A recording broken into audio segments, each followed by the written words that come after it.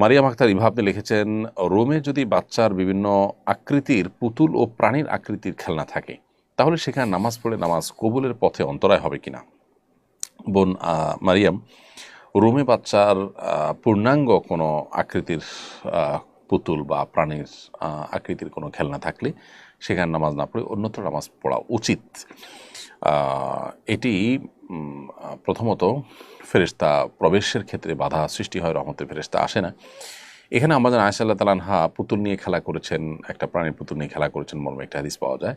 সেই হাদিসের ব্যাখ্যা অবশ্য উলামায়ে কেরাম বলেছেন যে এখানে প্রাণীর অবয়বটা হয়তো ছিল, পূর্ণাঙ্গভাবে একটা প্রাণীর চোখ মুখ কান যেরকম থাকে ওইরকম হয়তো ছিল না। কারণ নবী করিম সাল্লাল্লাহু আলাইহি ওয়াসাল্লাম যেখানে বলেছেন যে লা তাদখুল মালাইকাতু বাইতান ফিহি কালবুন ওয়া সূরা, যেখানে কোনো যে ঘরে কোনো প্রাণীর ছবি আকৃতি অবয়ব ভাস্কর্য ইত্যাদি থাকে এবং কুকুর থাকে সেখানে রহমতের ফেরেশতা প্রবেশ করেন। সেখানে নবী সাল্লাল্লাহু আলাইহি ওয়াসাল্লামের বাসায় এটা কীভাবে হতে পারে? অতএব এটি নিশ্চয়ই এমন ছিল যেটিতে পূর্ণাঙ্গ অবয়ব বোঝা যায়নি, জাস্ট ডামি বোঝা গেছে এরকম কিছু। তো এই জন্য এরকম কোনো রুমে থাকলে প্রকাশ্যে বিশেষ করে দৃশ্যমান থাকলে সে রুমে নামাজ না পড়ে অন্য রুমে নামাজ পড়া উত্তম। যদিও রুমে নামাজ পড়লে নামাজ হয়ে যাবে, বাট মান এবং গুণগত মান কমে যাবে, কারণ